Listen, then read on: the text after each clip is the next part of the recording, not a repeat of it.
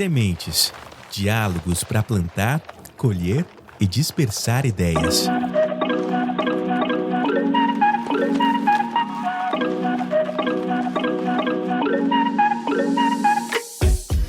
Olá, eu sou a Jennifer Thomas. Oi, eu sou a Thalissa Monteiro. Esse é o Sementes, um podcast sobre o que nos move e o que nos desafia na questão ambiental. A nossa proposta é ir além dos dados e conectar ecologia com cultura, hábitos, estilo de vida e, por que não, também com a espiritualidade. Nesse episódio, vamos falar sobre qual é o papel das pessoas como parte do meio ambiente. Começando pela minha experiência, durante a pandemia, muito se falou sobre o tempo de recuperação da natureza, que seria uma pausa das ações humanas, e eu fiquei muito tempo dentro de casa. Isso foi uma espécie de gatilho para eu me questionar sobre a minha relação com o meio ambiente. Dentro de um apartamento, olhando sempre para as mesmas janelas, as mesmas paredes, eu me senti desconectada. Comecei a pensar sobre como eu me enxergo no mundo natural e o que é de fato a natureza, o que é a ecologia e como eu gero impacto, positivo ou negativo, no meio ambiente. E agora eu quero ouvir de você, Thalissa. Como foi essa experiência para você? A minha sensação foi exatamente oposta à sua. Por morar no interior, né, eu sinto que assim a dinâmica dos primeiros meses da pandemia, das primeiras semanas principalmente, ela foi bem diferente. Foi um momento assim que eu consegui fazer caminhadas muito longas, porque a gente estava, né, com a saúde mental comprometida por tudo que estava acontecendo. Então eu lembro que o que mais me ajudava a processar tudo isso era justamente estar em contato com a natureza. E aí, até pelas dimensões das cidades, pelo nível populacional, era muito mais seguro, era uma outra história, assim, eu poder sair de casa na cidade onde eu moro. Então, eu andei muito de bicicleta, sempre que eu podia, assim, eu ia para o quintal da casa dos meus pais, né, que é uma floresta, e ficava lá, uma tentativa de sentir, né, tudo o que estava se passando com o mundo, e ao mesmo tempo também numa sensação de que o mundo tinha silenciado um pouco. Eu acho que talvez você tenha sentido isso em São Paulo também, como que o barulho ele diminuiu. E isso para mim me colocou numa conexão mais radical com o que a gente chama de natureza, né? Então, foi quando eu comecei a perceber outras coisas que até então eu não me atentava, assim, tipo dos ciclos do dia, dos animais ali que me rodeavam. Uma experiência diferente da sua, né? Pelo lugar que eu tô, mas eu acho também pela forma como eu entendi isso, assim, para mim foi um momento de muita presença e de muita atenção, e cuidado também em relação ao que estava se passando. Então, tanto interno quanto externo, eu queria entender o que aquilo tudo significava. E aí, esse contato com a natureza, para mim, foi fundamental. Nesse sentido do que você falou, por exemplo, São Paulo, acho que em nenhum momento ficou mais silenciosa. Porque eu acho que foi uma fase em que teve muita... Ainda tem, né? Mas a construção civil não parou, né? Então, dependendo da região, e no caso onde eu morava, né, eu até me mudei por causa disso, mas assim, obras constantes o tempo inteiro. Eu acho que também que nesse sentido da pandemia, né, a educação que a gente teve que ter imediata, né, sobre uma epidemia, uma pandemia, o vírus, um organismo, sabe? Essa coisa talvez um pouco mais crua sobre como a gente funciona, né, como um corpo vulnerável a um micro-organismo, né, minúsculo, que ninguém conhecia, e que isso também tem uma relação com a forma como a gente lida com a natureza e com animais silvestres e com a expansão da ocupação humana. Então eu acho que tiveram algumas coisas, assim, sabe? Colocando como a gente tá inserido, né, nesse meio natural, por mais que o meio ambiente seja lá fora, seja lá longe, né? Como não tem essas fronteiras, né? Não tem essa limitação entre o que é meio ambiente e o que não é, né? Assim, a cidade é uma bolha à parte. Acho que a gente começa a entender que isso não existe. Para mim ficou muito claro exatamente o que você está falando, assim, o quanto que a cura do planeta ela está conectada com a nossa cura e o quanto que os nossos modos de vida estão influenciando em tudo que está acontecendo no planeta, né? Então, eram reflexões que a gente já fazia, até por estar na área ambiental, por entrar em contato com esses dados. Já era muito claro o impacto humano nas alterações climáticas, por exemplo, em todas as questões ecológicas, mas a pandemia trouxe isso de uma forma muito explícita, né? A gente começou a ver o resultado, assim, muito muito prático e muito urgente de tudo o que o nosso impacto está causando aqui no planeta. Então foi esse momento, e isso traz uma sensação de conexão, né, muito forte.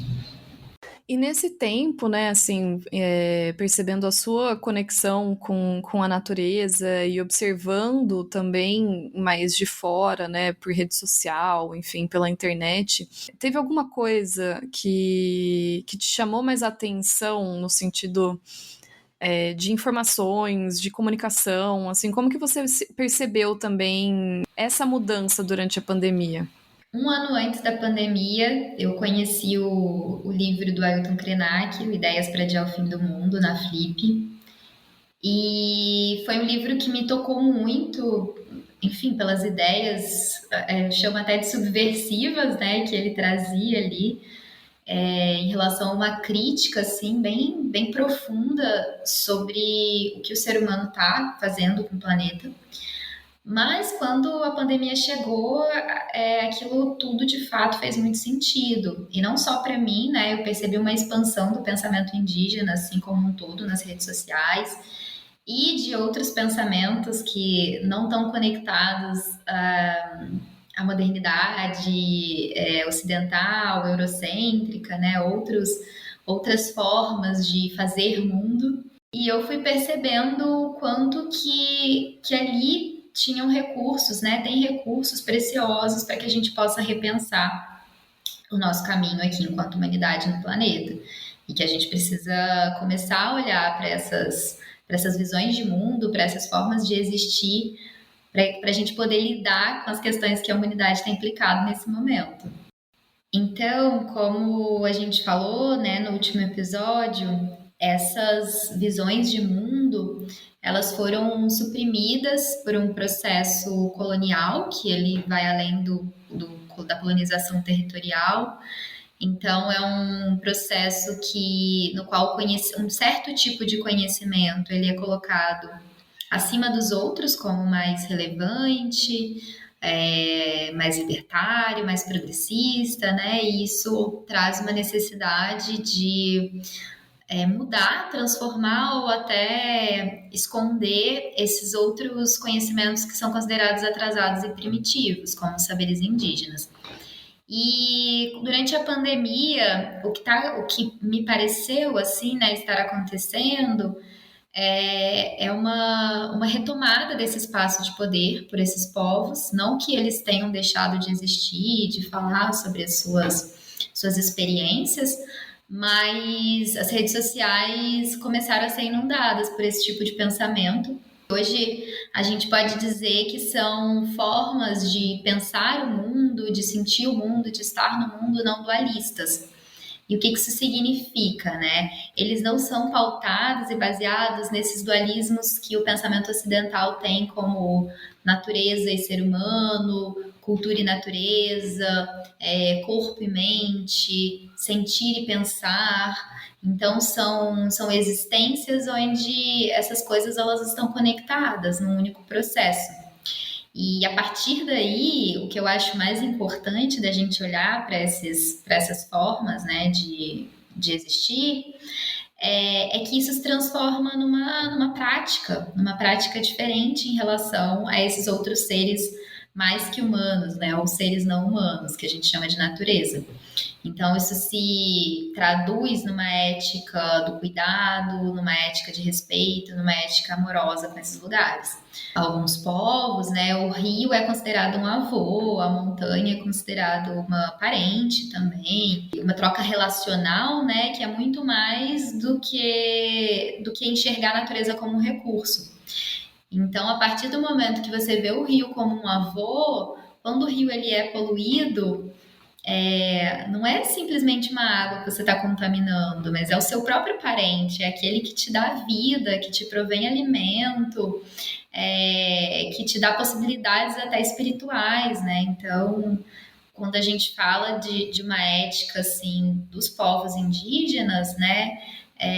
A gente fala de uma ética de muito cuidado, de muito amor em relação à natureza. E por isso que eu vejo nesses espaços uma fonte de inspiração e de sabedoria muito grande para a gente lidar com essas questões ecológicas. E nesse exemplo que você trouxe, né, do rio como avô, né, para alguns povos indígenas, é muito próximo da realidade do Ailton Krenak, né, que você citou, porque, enfim, ele é do povo Krenak, né, que vive muito próximo, ali tem a terra indígena próxima do Rio Doce, que foi completamente contaminado com o rompimento da barragem da Samarco, né, em Mariana. E dentro disso que você está falando, né, sobre os outros saberes, os outros conhecimentos, enfim, o que eu pensei não tem a ver com povos indígenas. Uma conexão que eu fiz, né, durante esse tempo, enfim, que fiquei questionando aí a vida dentro das paredes de São Paulo, foi com o budismo. E ouvindo mais as palestras, né, e enfim, as aulas da Monja Coen. E por ela estar aqui, né, ela também é muito questionada sobre essa relação com São Paulo, né, sobre como ter paz de espírito em São Paulo, né, como ter essa relação com São Paulo. E ela tem uma visão que, enfim, talvez seja natural dos budistas, né, mas extremamente otimista e positiva, e de reconhecer todas as coisas boas que existem em São Paulo, e de falar o quanto é especial poder viver numa cidade como essa e tudo que a cidade oferece. E ela fala, né, sobre como a cidade também tem a sua natureza, os passarinhos, as árvores, os parques, os espaços mais naturais, né? E que não existe. A gente está inserido nesse lugar, né? Nós somos a natureza, né? Nós humanos, né? Nós como espécie, nós somos parte da biodiversidade, né? A gente faz parte de um ecossistema, então não existe esse olhar dualista, né? Que eu acho que era isso que você estava dizendo. O aqui e o lá, né? Agora a gente está, né, essa separação entre pessoas e mundo natural. E que, enfim, obviamente no contexto urbano, né, que eu tô falando, e não para quem vive em área rural ou em regiões de floresta. E que tem essa mudança de percepção mesmo, né, que independente de onde a gente estiver, nós somos parte. A gente faz parte, né, a gente faz parte de um sistema. É muito legal você mencionar o budismo também, porque, assim, todas essas formas não dualistas de se enxergar o mundo, né, de apreender o mundo, um antropólogo, Arthur Escobar, deu o nome de ontologias relacionais, que são, para quem não sabe, né, a ontologia é a forma como cada grupo social, cada ser apreende e compreende essas entidades que existem no mundo real. Então, as ontologias relacionais, elas partem de um princípio que tudo é uma relação, que a gente está em relação com todo o tempo todo, e que exatamente como você falou, não existe essa separação. E aí me lembra também o mestre tibetano, né, budista tibetano, o Thich Nhat Hanh, que ele faleceu recentemente, mas ele era um grande entusiasta assim de conectar o budismo com a questão ecológica. E ele falava que uma flor ela não existe, mas ela interexiste. Então ele faz um exercício de imaginação, né, da gente desenhar numa folha uma nuvem assim, e percebendo que aquela nuvem está num ambiente que está se relacionando com uma infinidade de fenômenos, que a gota daquela chuva que a nuvem produz, né? Ela toca a nossa pele, que de certa forma também é água por dentro, enfim, ele vai fazendo o exercício de imaginação da gente perceber essa conexão intrínseca, assim. Então, isso, para mim, é fundamental quando a gente vai pensar numa postura diferente enquanto seres aqui no planeta, né? Porque a partir do momento que a gente se vê relacionado, isso significa dependentes também, ou interdependentes, a nossa postura ética em relação aos outros seres é completamente diferente. Essa coisa, né, de como a gente se enxerga com relação aos outros seres, né? Durante esses anos, enfim, fazendo matérias, reportagens, e sempre aparece uma matéria sobre uma espécie específica ou animal que está quase sendo extinto, não sei o quê. Uma pergunta frequente, né, para um pesquisador, para um cientista qual é a importância dessa espécie, né? O que ela faz? Qual que é o papel dela no ecossistema? Por que é importante a gente ter essa espécie, né? Ela não ser extinta? E aí, ao longo do tempo, né, eu fui recebendo algumas respostas parecidas nesse sentido de pesquisadores me falando, olha, a primeira importância é por que nós decidimos qual espécie que tem o direito de existir ou não, sabe? A importância dela é simplesmente que ela tem o direito de existir. Né, assim, não é porque não é o nosso modo de viver que tem que determinar, enfim, se o passarinho X ou o peixe ou o réptil qualquer que seja, né, não só os fofinhos, né, os que têm já o público já garantido que vai defender, mas né, por que né, assim, qual que é essa ideia de ter uma importância para que a espécie possa existir? E aí, é claro, depois eles explicam, né, dependendo de qual for o animal, ou ele é um dispersor de sementes, ou ele, enfim, tem uma função XYZ que todas as espécies têm dentro do ecossistema, né, enfim, dentro cada espécie faz alguma coisa, mas a importância de existir é simplesmente o direito de existir, são seres, né, por que a gente que leva eles para extinção? E as conexões também, né, Jenny? Quando um ser ele é extinto, não é ele que só é extinto, mas as conexões que ele estabelece, né? Então a gente não sabe como que isso vai impactar outros seres, é uma cadeia, né? Um efeito dominó, assim.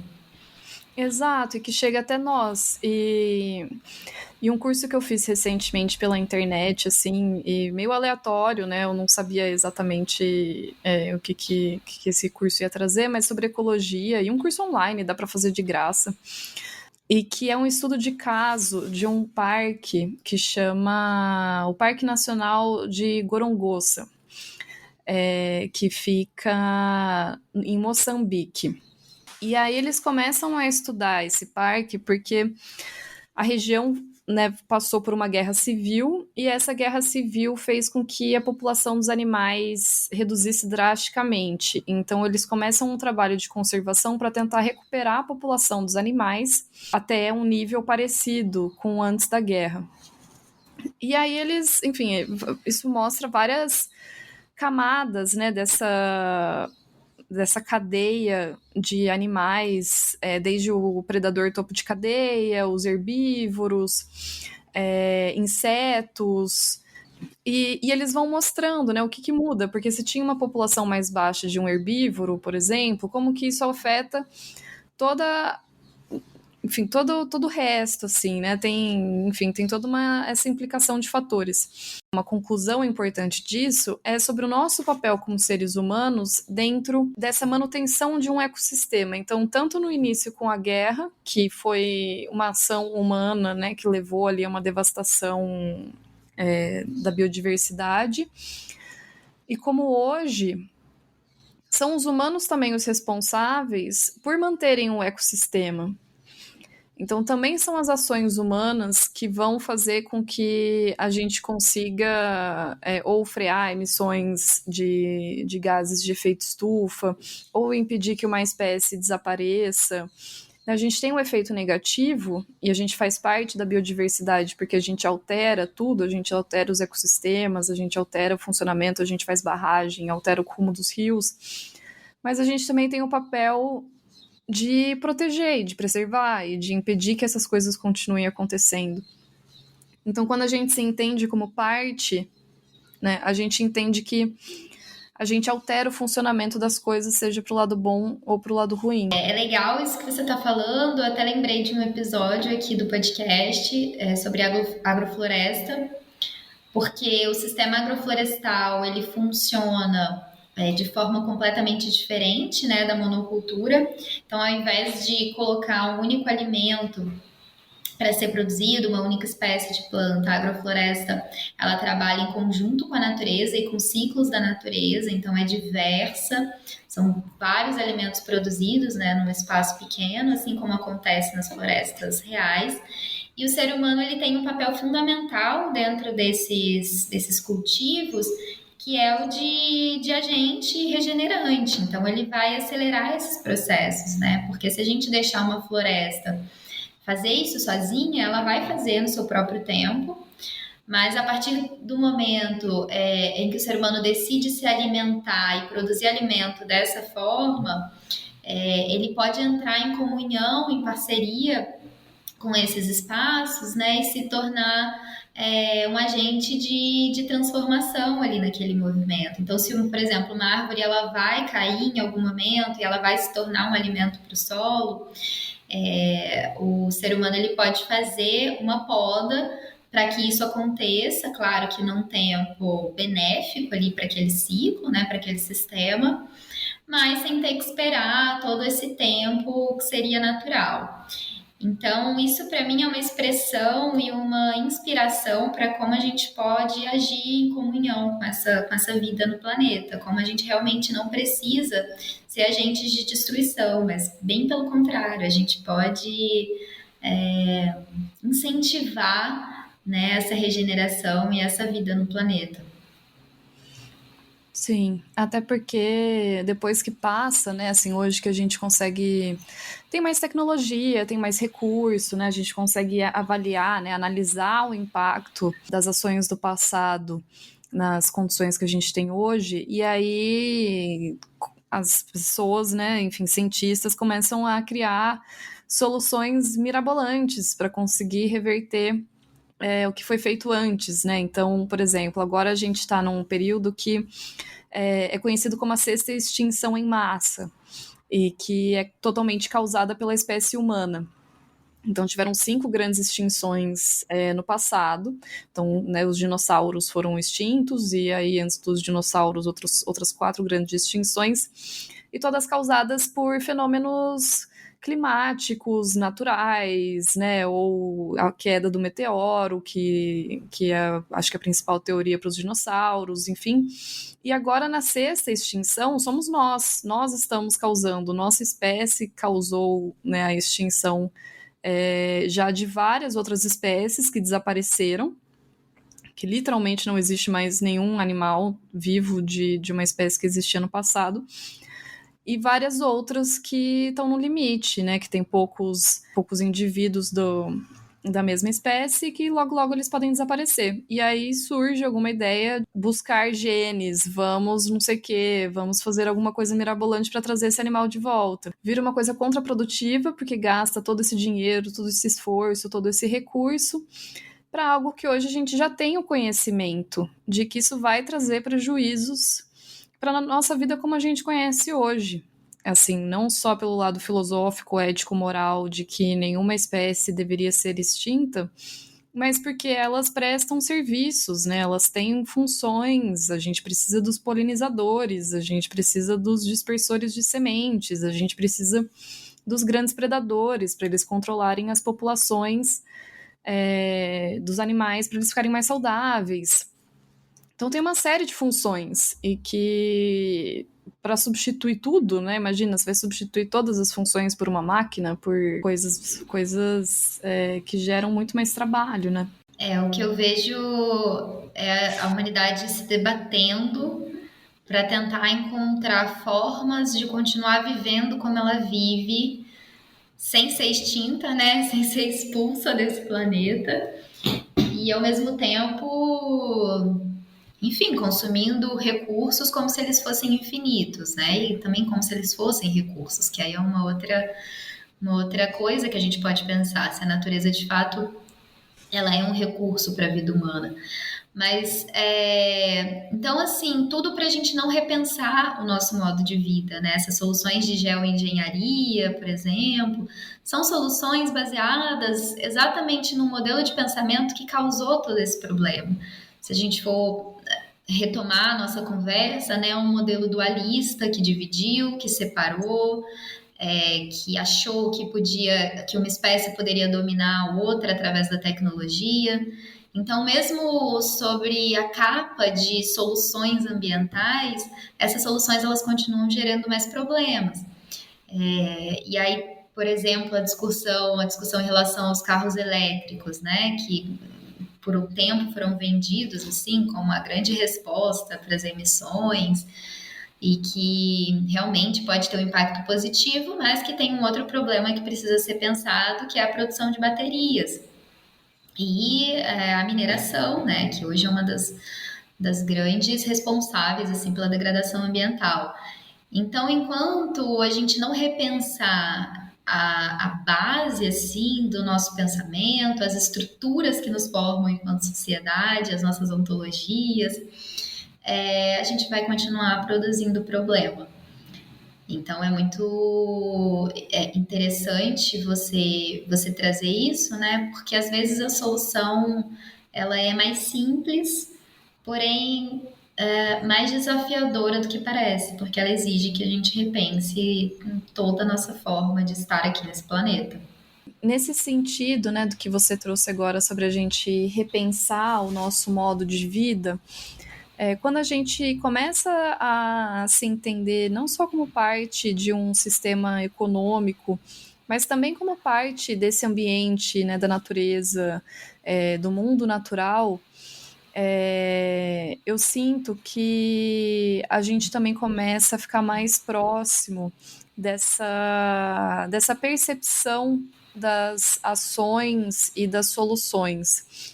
E aí é claro que tem um nível sistêmico, né, de política, de cobrar quem realmente tem o poder de fazer com que as coisas sejam diferentes, né, líderes políticos e das grandes empresas, né, o pessoal aí que muda as regras da forma como a gente funciona, mas as nossas ações também como indivíduos, entendendo que o que a gente faz, as nossas escolhas, o que a gente compra, o que a gente consome, que tudo isso reverbera nesse ambiente do qual a gente faz parte.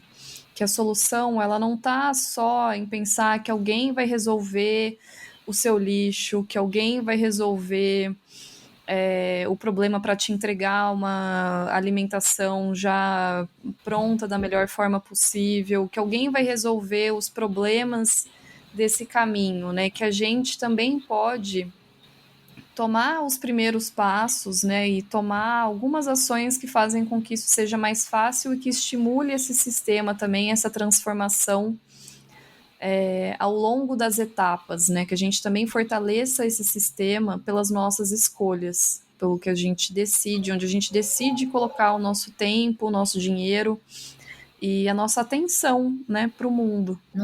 Claro que assim, num sentido de transformação, de preservar o planeta, a mudança macro, né, ela é mais urgente, mais fundamental, então a gente não pode cair nessa história, de certa forma, bem capitalista e de um marketing verde, de jogar toda a responsabilidade para os indivíduos.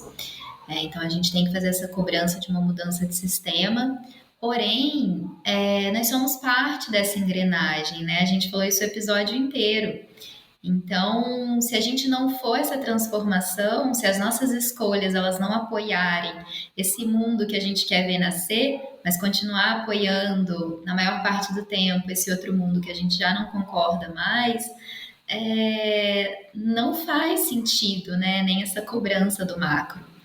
Então, conectar essa transformação individual com a transformação coletiva, para mim, ela é fundamental em repensar esse nosso modo de vida. Elas não são coisas separadas, mas elas estão interconectadas. Dicas para semear. Então, a minha dica de hoje, que tem a ver com essa nossa conversa, é o livro Ecodharma, do David Loy, pela Bambual Editora, que é uma editora independente brasileira, que publica livros sobre regeneração planetária.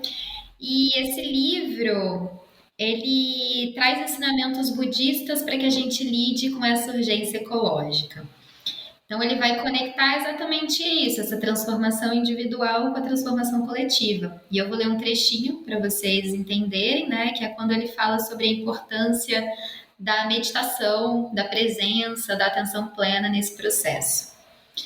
Ele diz assim: quando desaceleramos e redescobrimos nossa conexão primordial com a natureza, torna-se mais evidente que o mundo não é uma coleção de coisas separadas, mas uma confluência de processos naturais que nos incluem. Embora muitas vezes vejamos a natureza de maneira utilitária, o mundo natural é uma comunidade interdependente de seres vivos que nos convida a um tipo diferente de relacionamento. E aí é o que ele diz, a gente precisa desacelerar para a gente poder perceber essas conexões intrínsecas das quais nós fazemos parte. Legal, gostei. E conectada também com o assunto aí do episódio. Eu também não vou fugir muito de tudo que a gente falou hoje. Eu comentei sobre o curso online que eu fiz e eu achei que foi uma coisa tão simples que ocupou tão pouco tempo do meu dia, quando a gente para pensar em quantas horas a gente não gasta assistindo séries e rolando a tela da internet, que eu gostei. E que é um curso que ele está disponível na plataforma do Coursera. Ele tem a opção gratuita para quem não quiser pagar nada, tem uma opção paga para quem quiser o certificado. E o nome dele é Ecologia, Dinâmicas de Ecossistemas e Conservação. Ele foi feito pelo Museu Americano de História Natural, e eles têm como foco um estudo de caso desse parque de Gorongosa, em Moçambique. E, enfim, são 5 semanas, né, teoricamente, ali na divisão que eles fazem, mas eu que maratonei o curso fiz, sei lá, em 1 semana e meia. E eu acho que ele trouxe muitos, enfim, conceitos de ecologia, né? Mostra toda essa parte da teia, né? Da cadeia alimentar e como uma espécie interage com a outra e como nós, humanos, estamos no meio de todo esse contexto. Então, essa é a minha dica da vez. E muito obrigada para todo mundo que ouviu a gente até aqui e vocês podem continuar nos acompanhando nas redes sociais. No Instagram, eu sou a Jenny Ann Thomas e todos os conteúdos aqui do canal estão no @nossoimpacto. Obrigada, pessoal, por participarem dessa conversa conosco. Eu estou no Instagram como Thalissa Monteiro e também com uma newsletter no Substack, que é também Thalissa Monteiro. E um agradecimento também ao Edgar Maciel, que assina a edição de áudio desse podcast. Até a próxima!